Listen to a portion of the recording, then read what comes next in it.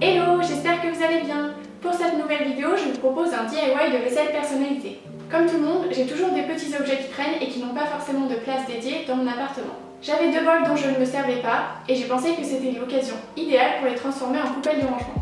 Pour les customiser, j'ai utilisé des feutres Posca qui fonctionnent sur de nombreux matériaux dont la céramique et la porcelaine.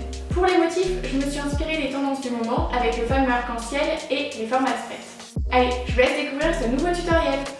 Pour ce DIY, vous aurez besoin de bols, de Posca, marron, or et noir, d'un crayon papier, de sopalin et de feuilles de brouillon.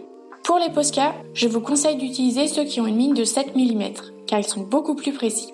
Avant chaque utilisation, pensez bien à secouer le Posca avec le bouchon fermé. Pour le premier motif, nous allons partir sur l'arc-en-ciel.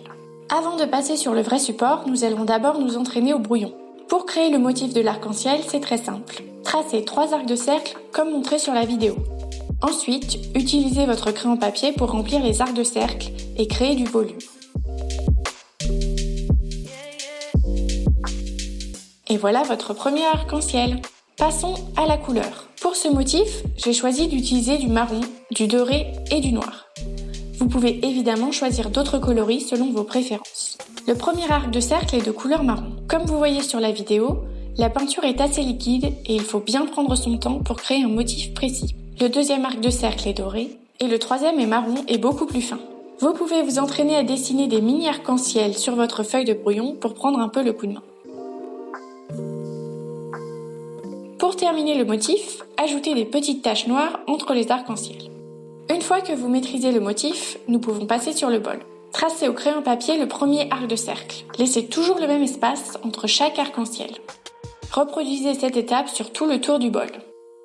Prenez votre Posca marron et repassez par-dessus le crayon papier. Faites attention à bien laisser sécher et à ne pas mettre vos doigts sur les motifs. Repassez sur le trait pour épaissir le motif. Répétez cette étape pour tous les arcs-en-ciel. Laissez bien sécher. Si vous faites une erreur, prenez du sopalin ou un coton-tige et essuyez rapidement avant que la peinture ne sèche. Passez au Posca doré. Rajoutez ensuite le dernier arc de cercle marron. Prenez bien votre temps car c'est le moment où il faut être précis. Laissez sécher. Pour terminer le motif, rajoutez les petits points noirs entre chaque arc de cercle. Comme montré sur la vidéo, essayez de créer des nuages de points non symétriques. C'est ce qui ajoutera un petit côté fait main très sympathique. Pour la cuisson, placez votre bol dans le four.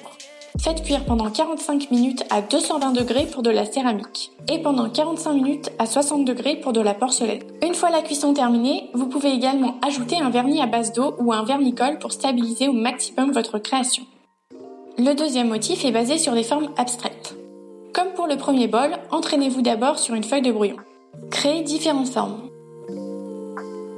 Puis, utilisez votre crayon papier pour épaissir les traits.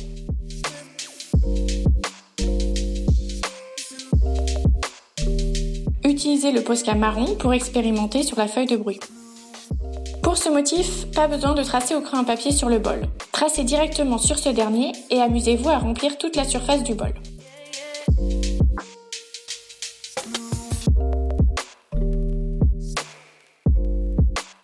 Pensez à fixer le motif avec la cuisson. Et votre DIY est terminé! J'ai utilisé mes bols pour ranger mes différentes clés et les bijoux que je mets le plus souvent.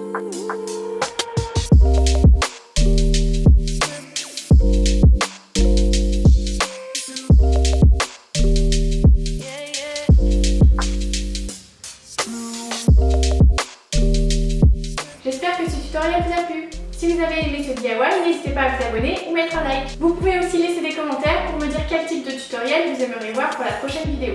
Et j'en profite pour dire un grand merci à toutes celles et ceux qui ont regardé ma première vidéo, qui ont mis un commentaire ou qui m'ont envoyé un message.